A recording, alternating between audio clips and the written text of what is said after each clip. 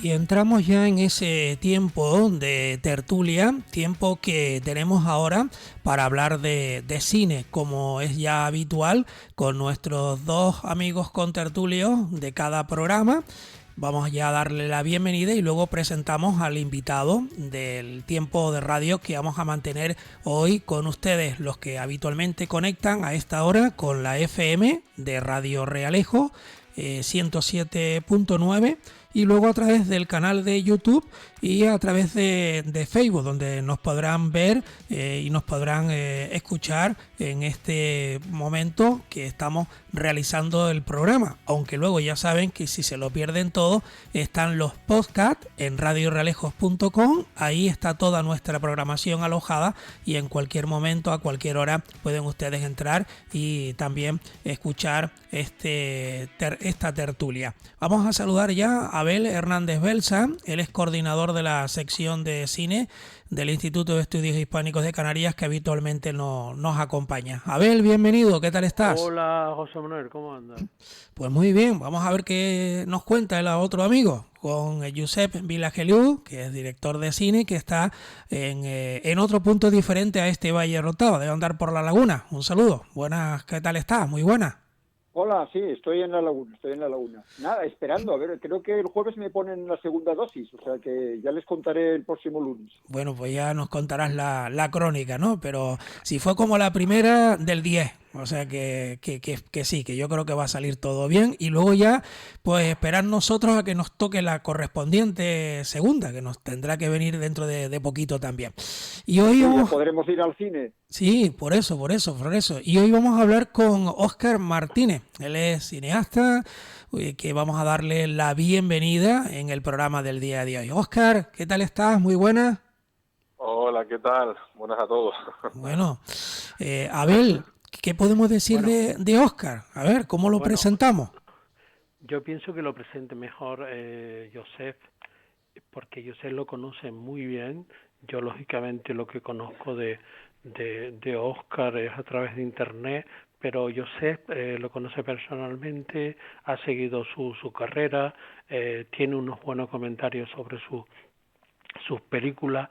Lo último que pude leer fue Efectos de Sonido, un excelente corto que se dio en el TEA, y yo le di paso a Josep. Pues Josep, ¿qué podemos contar del amigo Óscar? Bueno, de Óscar, es cierto que, vamos, lo conozco personalmente, hemos coincidido en algunas productoras que nos echaban una mano tanto a él como a mí para hacer nuestros trabajos, pero vamos, tú sabes que yo he hecho mano siempre de mi filmografía de cineastas canarios que tengo en mi blog, ¿no?, en pos de la Ballena Blanca, y entonces, digo, los voy teniendo un poco para acordarme también, ¿no?, y para hacer historia. Pero por lo que compruebo, ¿no, Óscar? Tú llevas trabajando en esto casi 25 años, porque pues, creo que el primer corto que tú realizaste fue, si no me equivoco, en 1996.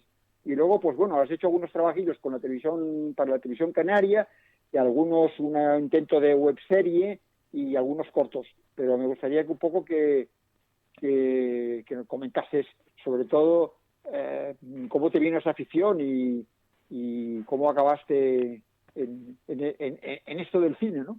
Sí, porque es un Sí, poquito la bueno, presentación para que el amigo oyente conozca un poquito a sí, modo de pincelado y ahora iremos desarrollando un poquito la entrevista, pues un poco tus pasos, lo seguiremos y tú nos contarás tus proyectos y demás. sí. Bueno, yo, pues como todos los niños de la época, de la gloriosa década de los 80, ¿no? De aquella época pop cultural explosiva y triunfalista, colorista, de todo, que se estrenó, se proyectó lo mejor y lo peor, probablemente también del cine, ¿no? Pero la década de los 80 fue, sobre todo eso, muy explosivo, ¿no? Tenemos ahí al amigo George Lucas, Spielberg, Carpenter, Brian De Palma, y todos aquellos directores que demostraron que no eran solamente cineastas de un solo éxito, ¿no? Sino que lograron prolongar su carrera hasta los años 90, algunos empezaron en los 70, ¿no? Hasta incluso la actualidad, ¿no? Como por ejemplo tenemos a Spielberg, ¿no? Demostrando su calidad como cineasta y bueno, entonces todas sus películas que se iban estrenando en los cines y que nosotros como niños íbamos locos, ¿no? Yo era uno de esos niños que no solamente se quedaba con con los actores, sino que yo ya con 15, 16 años me preguntaba cómo se hacían aquellas cosas, quiénes eran las personas que dirigían, qué era ser un director o un guionista, ¿no? Entonces, por aquella época, como no existía internet, era complicadísimo averiguar que quién diablos eran esas personas o cómo lo hacían, ¿no? Y la única fuente que tirábamos, que te podíamos tener a mano, eran las revistas de cine. Hablo de fotogramas, imágenes de actualidad, dirigido por, que no eran muy baratas, la verdad, había que gastarse un dinerillo, y entonces por ahí empezó la cinefilia, ¿no? Yendo pues a los kioscos mensualmente a comprar todo ese tipo de revistas y ver los making of, cómo se hacían y tal, ¿no? Porque los videoclubs tampoco habían making of. Recordemos que las películas VHS, cuando ibas a los videoclubs, pues veías la película y punto y se acabó, ¿no? O sea, no había más. Entonces había que hacer un trabajo de búsqueda y exploración cual ratón de biblioteca bastante exhaustivo. Y al final, pues bueno, como la pasión siempre la lleva uno por dentro y eso no hay quien lo frene, al final te hace con mucho material y te vas enterando de cómo se ruedan las películas, ¿no? Imagen y sonido, lo que es estudiar imagen y sonido aquí en Canarias, pues la verdad es que hice pocos cursos, porque yo entendí rápidamente que para hacer cine, o sea, aquí no se daban clases de cine, no había una academia cinematográfica, había que irse al extranjero o irse a la península, ¿no? Como mínimo. Y eso era carísimo en aquella época. Entonces, pues la mejor manera era meterse en los rodajes, los que fueran, los que existiesen, los que hubiesen en aquella época. Y estar pendiente de dónde se grababa aquel corto, de cómo se hacía, de cómo Pero colocaban la mira, cámara, etcétera. ibas un poco sin previo aviso, o sea, entrabas allí y te dejaban pasar o llamabas a alguien para que ver que No, ibas a entrar no, y no, que te no, buscaran un huequito. tampoco había muchos rodajes, porque por aquella época tener una cámara, o sea, si querías grabar con una cámara de vídeo más o menos decente era complicado, ¿no? Tenías que ir a las productoras e intentar meterte en las grabaciones, pues, de anuncios, de alguna cosa que se terciara, pero era muy complicado. Lo más fácil era, como siempre, tener la cámara vídeo, una cámara de estas amateur de VHS, ¿no?, que había en aquella época, y ponerse a grabar, ponerse a filmar lo que surgiese por la cabeza. Y eso era tremendo, ¿no? Porque ahí te dabas cuenta realmente de lo complicado que es hacer un corto. Me refiero a la hora de grabar, no a la hora de montar, que eso era otra locura, otro disparate, porque no teníamos los sistemas analógicos de la época, pues solo estaban al alcance de las productoras. O sea, nosotros en casa, ¿cómo montábamos las imágenes? ¿Cómo lo hacíamos? De VHS a VHS, o sea, era un trabajo de chinos, ¿no? Era muy complicado. Estoy hablando de mitad de los 80 hasta el 90 y algo, ¿no? 94, 95, que empezó un poco a facilitarse las cosas, ¿no? Pero durante toda esa época, el que quería hacer cine o quería hacer cortos, pues se las veía y se las deseaba. Y ya no hablemos de las subvenciones. Son temas muy, muy complejos, ¿no? Al final, tienes que lanzarte como sea, a grabar lo que sea, y bueno, y poco a poco, si tu pasión por el cine es lo suficientemente potente, pues sales para adelante, ¿no? Pero es cierto que, digamos, que mucha gente ya se va quedando por el camino y se dan cuenta de que es un tema muy, muy complicado, que es muy diferente de lo que tú sueñas cuando eres un pibillo, ¿no? Cuando ya empiezas a llegar a los 20, 21, 22 años y te das cuenta del tremendo mundo complejo que hay por delante para hacer cualquier corto, ¿no? Hasta que llegó la era de Internet y ya, pues, gracias a Dios, empezó a facilitar tremendamente las cosas, ¿no? Por ejemplo, hoy en día cualquier persona puede ver cómo se rueda una película por Internet sin ningún problema. Todos los DVDs y los Blu-ray tienen miles de documentales donde te explican al detalle cómo se rueda todas las escenas, ¿no? Pues yo siempre he dicho que de todas formas la mejor escuela de cine es ver películas, es ir al cine, es ver cine, ver constantemente cine de todo tipo de género, no solamente ciencia ficción y fantasía, que es la que veíamos de pibito, sino también películas dramáticas, pues muy intimistas, etcétera, ¿no? Ver de todo, ¿no? Y ahí es donde realmente empiezas a formarte como cineasta, ¿no? El entender el valor del plano, el ritmo del montaje, cómo se emplea el sonido, la música, los silencios, etcétera, etcétera, ¿no? Y ahí Sí, es donde pero poco a poco Óscar, te vas formando. en tu caso la cosa era más complicada todavía que los demás, porque claro, el cine que te gustaba, porque efectivamente fue este de los 80, porque te coincidió en tu generación, ¿no? Entonces, claro, claro, tenía ganas de hacer una película como Spielberg, ¿no? Quería hacer una película de efectos especiales, con platillos volantes, con cosas de ese tipo, ¿no? Entonces esto es mucho más complicado que aquella otro cineasta que dice, bueno, pues voy a hacer películas un poco sin efectos especiales, un poco con los actores, sin demasiadas complicaciones, ¿no? Claro, eso lo hace, tú te has ido a la parte de cine, y además esto lo que has hecho es lo que has conseguido, ¿no? Irte a la parte de cine de ficción, pero vamos, ciencia ficción o terror, este tipo de cosas. De las duras, de las fuertes, sí. Yo me metí de lleno ya en lo más complicado. Digamos que, vamos a decir que cometí el error de saltarme todos los pasos previos que hay para poder llegar a eso, ¿no?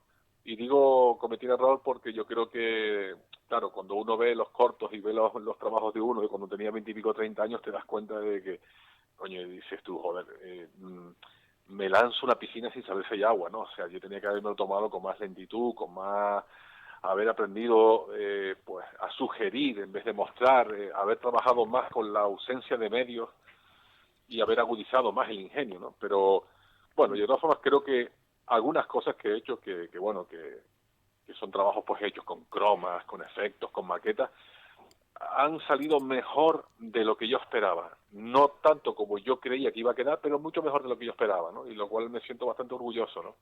No, hombre, si ves el cine de ciencia ficción de los años 40 o los años 50, pues es que, claro, sobre todo aquellos subproductos, ¿no?, de cine B, ¿no?, de cine B o cine Z, pues y se veía el cartón piedra y así todo, pues las películas se veían, ¿no? A mí me parece que las películas tienen que funcionar más que nada, ¿no?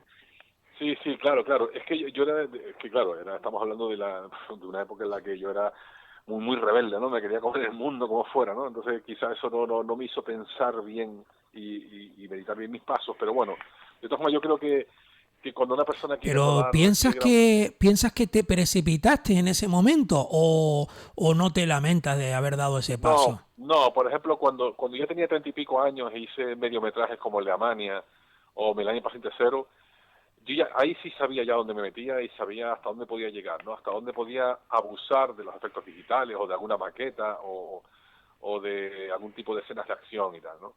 Pero antes, cuando hice, por ejemplo, Insólito, Croma y tal, ahí sí es verdad que estaba pisando un terreno bastante pantanoso y quizá no sabía cómo iba a acabar, ¿no? Entonces ahí tenía pues 20 y pocos años, ¿no? Ya después allá aprendes la lección, ¿no? Pero de todas formas no hay que abandonar el sueño, es decir, por mucho que la realidad se imponga y te impida llevar tus cosas como quieres hacerlas, no debes abandonarlo. Es decir, si tu decisión es hacer películas con robots, por ejemplo, o hacerlas con, no sé, con naves espaciales y cosas así, como se me pasó a mí por la cabeza, pues debes luchar por ello, ¿no? Es decir, debes darte cuenta si puedes o no puedes. Pues bueno, tienes una imagen fantástica, ¿no? Lo del ovni, digamos, aterrando encima del Teide, ¿no? Sí, eso fue una imagen fantástica.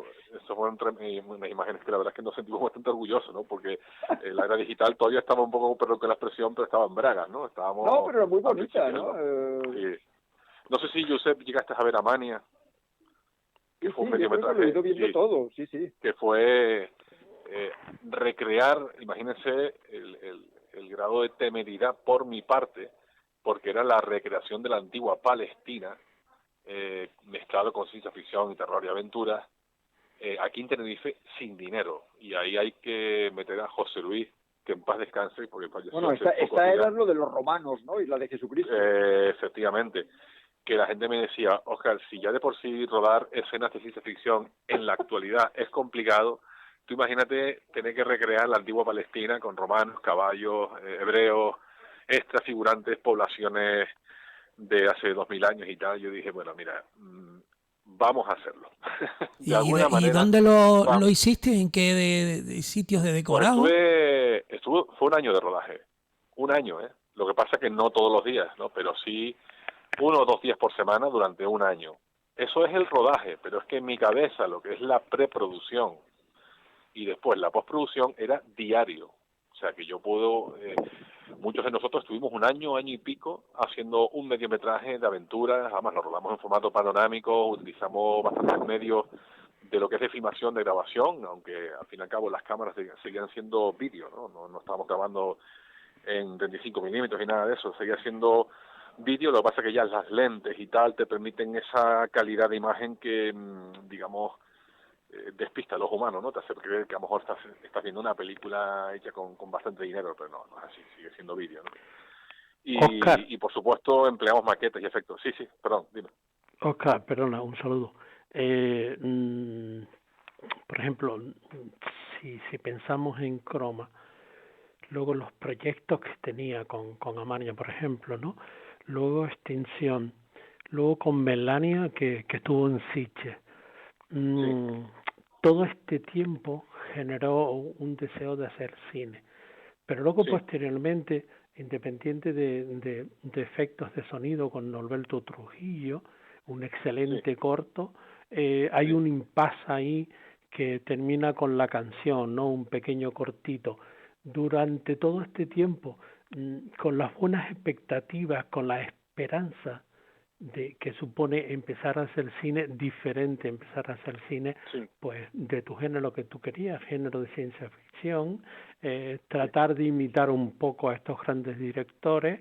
Sabemos que no podemos hacer lo que hacen ellos porque hay demasiados millones por medio, pero esta esperanza de principio fue en cierta manera, como bien has contado un poquillo, fue disminuyendo, fue algo así como reflexionando sobre la realidad que te rodeaba, presupuestos que a veces estaban bastante altos.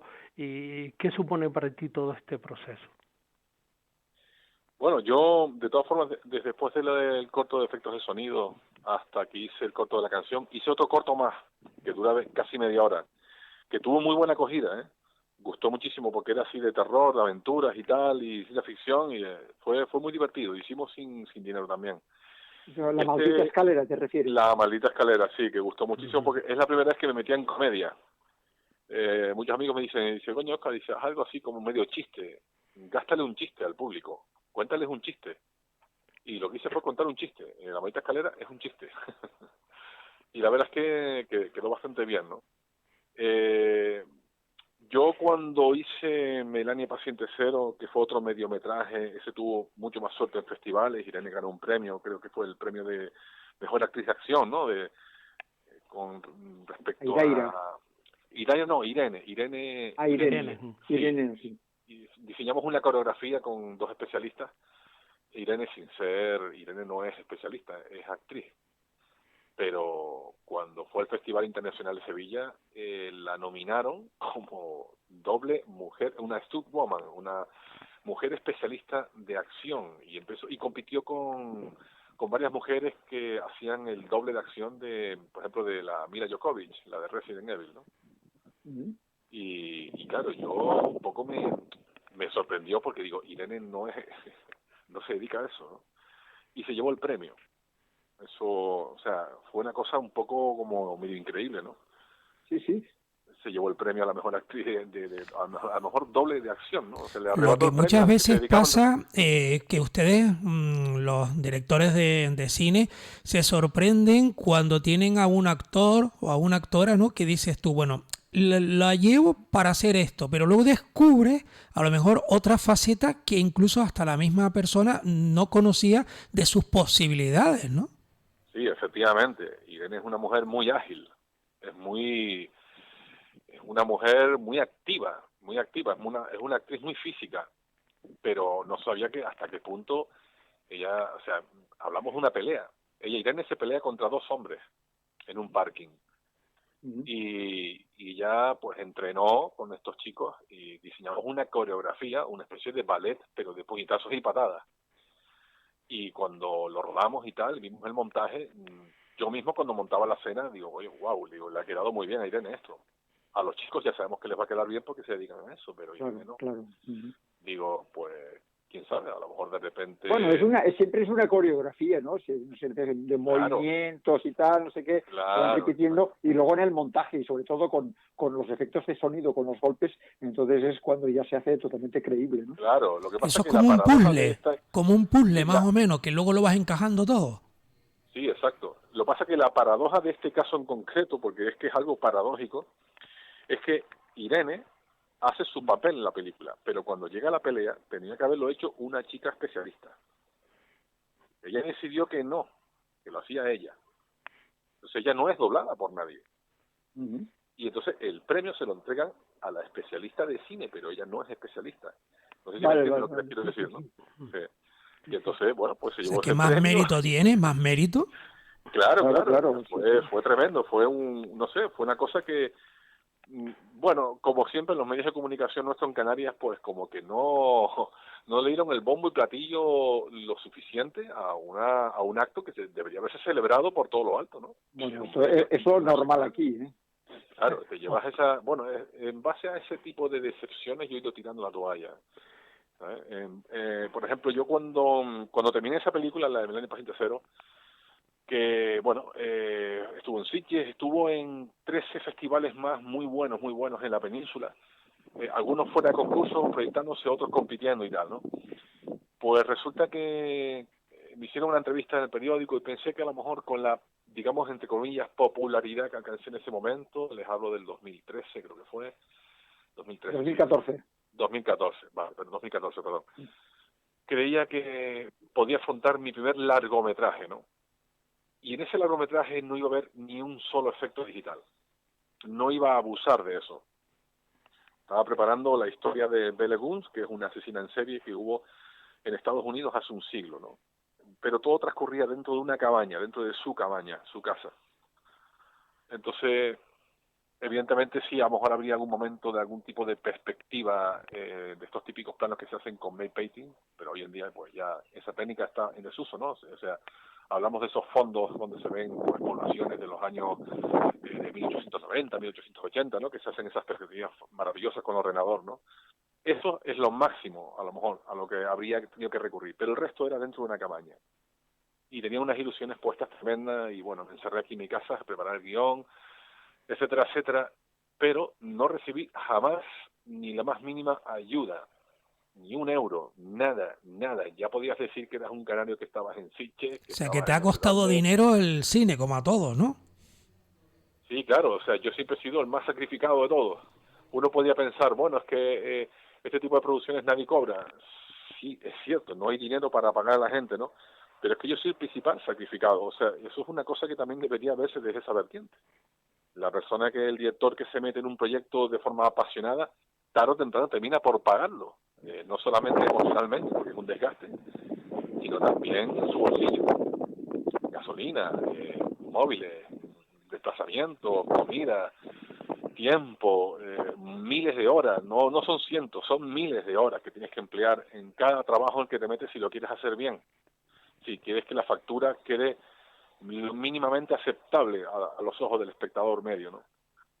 Entonces, eso es una lucha titánica.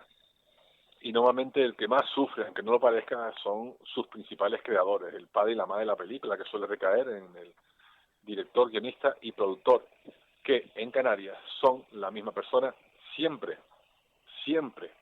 Tú ves cualquier corto y tú vas a los rodajes y enseguida te percatas que el director es el guionista, también puede ser el cámara, va a ser el editor y probablemente él lo preparó. Entonces, esa figura sempiterna que tenemos aquí en Canarias no nos la quitamos encima ni para atrás. Pero O sea, si le das la vuelta a todo esto, coges una práctica de ser la persona todoterreno que muchas veces otras personas pues necesitan rodearse de 3 o 4 personas para hacer esas funciones, pero que aquí por las condiciones, no sé cómo, pero esa persona asume todos esos cargos para poder sacar adelante un proyecto y al final va a tener más experiencia que otras, ¿no? Sí, efectivamente. Cuando empiezan a pasar los años te das cuenta de que ya has adquirido una destreza y una rapidez para editar, para preparar las producciones, para hacer los guiones técnicos o storyboard, todo, ¿no? Pero tienes que pensar también en qué te va a servir eso, ¿no? Es decir, te hace evolucionar a nivel laboral, crees que vas a poder vivir de ello, puedes seguir adelante con eso o tienes que buscarte otro trabajo. Si encuentras otro trabajo ya no puedes dedicarte a eso, porque te digo, un corto no es un trabajo que se hace, un corto, un mediometraje o lo que sea, no es algo que se hace en un fin de semana. El que lo haga así le va a quedar muy mal, como tantos cortos que he visto, que bueno, que después la pregunta es ¿qué tardaste en hacerlo? Bueno, pues mira, el fin de semana pasado lo preparé, este lo robé y tal. No, así no. O sea, los cortos son trabajos que hay que currárselos mucho. Hay un trabajo detrás impresionante. Cuando tú ves un corto bien hecho, aunque después no te guste la temática o no te guste el guión, lo que sea, tú si sabes más o menos algo de cine un poquito te das cuenta que ese corto ha costado mucho. Óscar, Entonces, cámara, la fotografía, la iluminación, eso conlleva mucho tiempo. Dígame. sí, Óscar, después de la amplia experiencia de los rodajes, de horas y horas en la postproducción, de buenas a primeras tiene un pequeño impasse y aparece un pequeño cuento formidable que es la canción. La canción que estar un poco, una reflexión personal No, eso fue motivado por un festival. Eso fue un WhatsApp que me mandó una amiga que me dijo que había un festival en internet debido a la pandemia, ¿no? Estábamos ahí confinados o recién saliendo del confinamiento y había un festival que daba 2.000 euros, creo que eran 2.000 o 3.000 euros, no recuerdo bien ahora, por hacer un corto de un minutito que versara sobre la libertad, sobre la liberación, ¿no? Sobre romper las cadenas. Muy acorde con esas circunstancias en aquel momento. Bueno, y ahora, si lo miramos bien. Y entonces me lancé a grabar un cortito. Yo ya había tirado la toalla, ya hacía 1 año y pico. El último corto que hice fue el de la escalera. Y ya llegué al momento crucial donde te preguntan si vale la pena continuar o no. Aquí en Canarias, digo. ¿Vale la pena? Ya uno no tiene 20 años, no tiene 30, no tiene 40, tiene más. Entonces el esfuerzo es muy grande. Yo te digo, el esfuerzo es demasiado grande para la recompensa.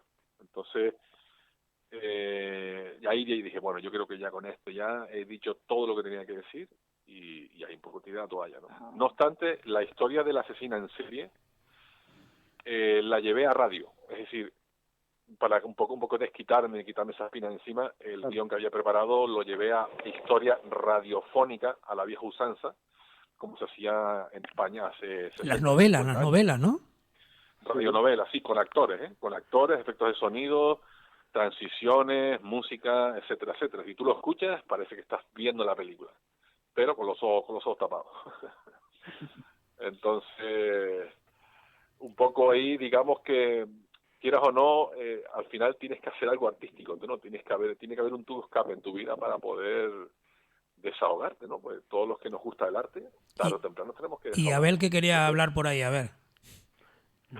No, en cierta manera yo veía algo así como un cansancio, no vital, sino un cansancio cinematográfico, porque después de hacer lo que ha hecho, lo que hemos leído, Sitges, aparece Sitges, que es bastante importante, que una película, Melania, Paciente Cero, se presenta en el 2015 en Sitges y todo lo demás, de buena primera hay un impasse ahí, ¿no? Aparece efecto de sonido y luego la canción, y entonces uno supone, ¿no? Por experiencia decir, bueno, como bien dijiste antes, tiro la toalla, pero en el fondo no tiras la toalla, ¿no? Sino que dice, oye, voy a reflexionar sobre todo esto, porque no sé si buscar otro camino, quedarme donde estoy, más o menos eso, ¿no? Sí, mira, sí. Yo creo que, por ejemplo, películas como Efectos de Sonido, que me pareció estupenda, sí. Buscando un poco esa cadencia que tú tienes siempre con John Carpenter, con esa manera de narrar que tiene, con ese tipo de planificación. Sí.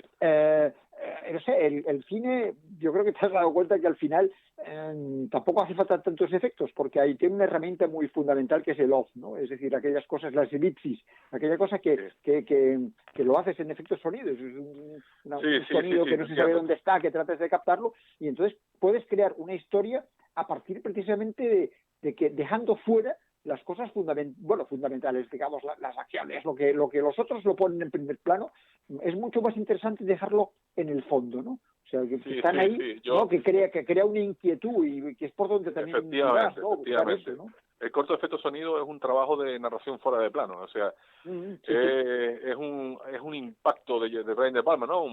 ¿Te acuerdas la película de John Travolta, no? Sí. Era hacer algo así, ¿no? De todas formas lo hice en base a, como había quedado eso, erosionado ya por lo de los festivales y tal, y todo el tema de lo de Sitges y tal. Digo, la gente me decía, mira, Oscar, intenta, me decían así de modo coña, ¿no? Intenta hacer cortos, no mediometrajes, cortos, y cortos más sencillos. Intenta hacer algún que otro efecto digital si no te queda más remedio, pero intenta narrar con más artesanía, es decir, trata de no abusar de todo tipo de efectos de superproducción cuando no lo hay, ¿no? Entonces, hice efectos de cortos de sonido, hice el corto de efectos de sonido, dije al revés, y después hice el de la maldita escalera, que es lo mismo, ¿eh? Es una continuación de ese corto, pero a modo coña, solamente hay un solo efecto digital, ¿no? Y trabajé a fondo, pues, lo que era la trama, los actores, el montaje y la planificación para hacer cine, porque al final, si uno se mete en esto es porque ama el cine, es el cine, es el arte de contar historias, ¿no?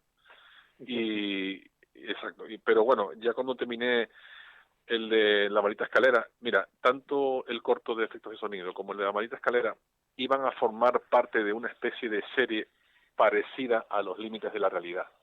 ¿Se acuerdan de la serie aquella? Sí. Ahora creo que han hecho una nueva edición o una. Y por ahí hay cosas interesantísimas. Yo quería hacer algo así, quería hacer 6 cortos y cada corto tenía que ser, pues eso, una historia en plan en los límites o más allá de los límites y tal, ¿no? Y tenía preparado el tercero incluso, que yo creo que iba a ser mucho más rompedor que el de la escalera. Pero ya antes de la pandemia, ya un año antes de la pandemia, yo ya estaba un poco ya agotado, estaba cansado porque, vale, te desahogas artísticamente, pero una vez que has entregado el corto y lo has proyectado, ya no pasa nada más, no notas un cambio en tu vida. No notas eso, que te llamen y te digan y te ofrezcan algo, como le suele pasar a la gente de fuera, ¿no? Que gracias a X cortos, a X tal, te llama una empresa, haces contacto y vas evolucionando, porque tienes que evolucionar. Pasa siempre esto, mira, a Basil Ramos le acaba de pasar, es decir, hace un Apocalipsis Vudú, que tiene un éxito tremendo, pasa en todos lados, en las Sitges, han sacado un DVD, va a pedir otra vez, digamos, un dinero, una ayuda para hacer pues otra cosa parecida a esa. Es que mira, no se lo dan. Josep, tanto Basni como yo nos parecemos mucho en eso. No estamos pidiendo más dinero para enriquecernos. O sea, no es un tema de gracias a esto me voy a hacer rico. Hay mucha gente que piensa eso, ¿no? Y lo que quiere es evolucionar, pero para caer en mejores productoras y ganar mucho dinero. No es exactamente eso. Es querer hacer las cosas con mejores medios, con más dinero para hacerlo con más arte. ¿Sabes? Poder que la gente te reconozca, que la gente vea tu trabajo, que puedas proyectarte hacia el extranjero, que veas que tienes talento, y si después con eso, en un futuro, pues vas ganando dinero, pues mejor que mejor, pero no lo antepongo, es decir, no es lo prioritario es darte a conocer para que tus futuros cortos, mediometrajes o películas ya se hagan con la factura como Dios manda. No, y luego hay todo otra cuestión, y todo el mundo cobrando un sueldo, todo el mundo cobrando un sueldo. Sí, no, pero además se desaprovecha el que hay una serie de personas que han adquirido una experiencia impresionante que, digamos, con más medios podrían realmente funcionar mucho mejor. Y entonces es como de repente despreciar esa experiencia que uno haya obtenido, ¿no? Yo te lo digo, no a nivel tuyo egoísta por parte de cada director, sino incluso a nivel de la sociedad, la propia sociedad que desaprovecha todos esos talentos y todas esas cosas, como que la idea igual, ¿no? Y en otros medios, ¿no? A lo mejor un científico, no sé, que tiene que al final marcharse fuera y si tiene suerte, pues tener un reconocimiento internacional. Pero no aquí. Efectivamente, es lo mismo le pasa a la música, ¿eh? Muchos artistas de música canaria al final tienen que irse a la península afuera para que sus hijos se escuchen. Por eso existe esa frase que dice que nadie es profeta en su tierra, ¿no? Sí, pero pero es que precisamente en nuestra tierra es que no se puede ser ni la mitad de un profeta. O sea, aquí es que es el ostracismo total y absoluto, debido a pues, corrupciones y enchufismos, y este dinero va a esta persona porque me cae bien o porque nos conocemos, y tú, aunque tengas talento, pues te vas a fastidiar. Lo siento por ser tan claro y diáfano, ¿no? Pero es que es una realidad que nos lleva pisando desde hace décadas, y eso yo no lo quería ver. Por eso yo hacía lo que hacía. Yo era un poco como un rebelde con un poco con nuestra forma de ver las cosas en Tenerife, ¿no? Y decía, ¿por qué yo no puedo grabar esto? ¿Porque no me dan dinero? Pues yo voy a demostrar que aunque no quede bien del todo, voy a demostrar que mis ganas y mi pasión por el cine está por encima de ello, ¿vale? Pagas un alto precio, evidentemente te vas desgastando con el tiempo, ¿no? Porque te das cabezazos contra la pared. Parece que el mundo no te oye. Pero no, mira, y además en tu caso y en el de Basni, perdona, ustedes hacen películas populares. Es decir, imagínate que, bueno, que yo, por ejemplo, que hago unas cosas así como muy personalistas y tal, no sé qué, no me lo ven. No pasa nada. Basni ha llegado más lejos que yo, ¿eh? Basni de todas formas ha llegado más lejos que yo, y yo entiendo su frustración. Mucho, porque Basni ha conseguido incluso una cosa que yo no he conseguido, que es, aparte de proyectarla en Madrid, la película, la tiene en Blu-ray a la venta de una forma muy estético, muy bonito, legal, todo precioso, todo maravilloso. Es una pena, o sea, ¿por qué miramos para otro lado? ¿Por qué los políticos o quienes se encargan de esto? Porque al final no sabes muy bien quién se encarga de esto. O sea, está todo muy diluido. Y dices tú, ¿por qué? Ya lo tienes. Aquí con Basni tienen un ejemplo perfecto de un canario con talento. Basni, de haber hecho lo que está haciendo en Estados Unidos, yo les puedo asegurar que Basni ya estaría ahora mismo, bueno, si no fuera por la pandemia, hablamos en circunstancias normales, probablemente Basni ya estaría trabajando para una buena productora, haciendo sus primeros pinitos de largometrajes con más calidad, con más dinero, etcétera, etcétera. Seguro. Pero eso seguro. No todo el mundo tiene la oportunidad de pasar por la plataforma de Movistar, y Barney lo ha hecho, ¿no? O sea, que eso claro, ya es un exitazo que caga timea, como solemos decir los magos del campo, ¿no? O sea, algo no tremendo, se valora ¿no? nada. Mira, yo cuando yo estrené Melania Paciente Cero en los multicines del campo de la Laguna arriba, yo mismo preparé la campaña de marketing, la hice yo mismo, hablando con los periódicos, la prensa, preparando fotografías. Si entras en Facebook ves un montón de montajes fotográficos de la película que son ideas que salen de mi cabeza para atrapar a la audiencia, ¿no? Y yo conseguí, el día del estreno de los multicines al campo, llenamos 3 salas al mismo tiempo. Vale, sí, que yo me acuerdo, sí. Una cantidad pero de gente teníamos, impresionante. Sí, teníamos el problema añadido de que era el día de que empezaban los mundiales. Era la celebración de los mundiales. Coincidió y no había manera de mover ese día. Yo hablaba con los pibes de los multicines y digo, pero es que ese día, es que el fútbol tira mucho. Digo, no va a venir nadie. Y bueno, y al final se llenaron las 3 salas, hubo una cola tremenda, hubo una curiosidad tremenda, también un poco por el trailer que hicimos. Logramos grabar en el aeropuerto, logré colar las cámaras en el aeropuerto del norte para grabar una secuencia de terror y tal, ¿no? Sí. Entonces... que esto es complicadísimo, además. Es una proeza ya rodar en un aeropuerto. Yo me acuerdo que el de AENA me decía, has conseguido lo que no han conseguido los de Fast and the Furious, ¿no? Que querían grabar una escena en el aeropuerto.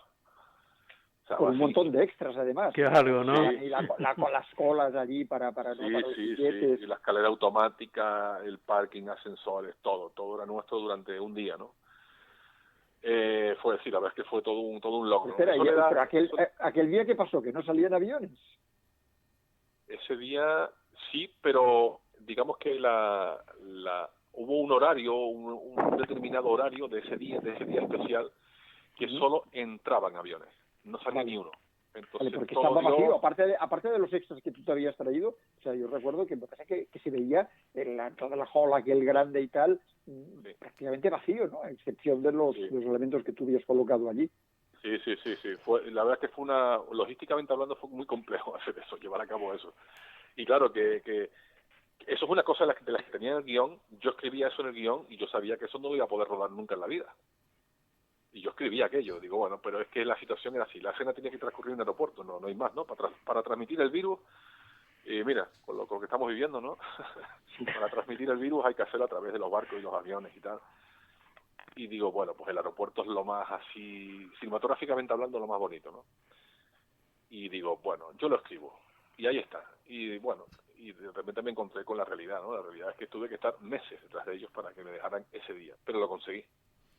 Eso es un poco lo que yo les quería decir al principio, ¿no? Que al final la pasión y las ganas te empujan para adelante de una manera que pareces un toro. Cuando uno se empeña, ¿no? Yo ahora mismo yo no tengo ni la mitad de las ganas y la pasión que tenía antes, de verdad.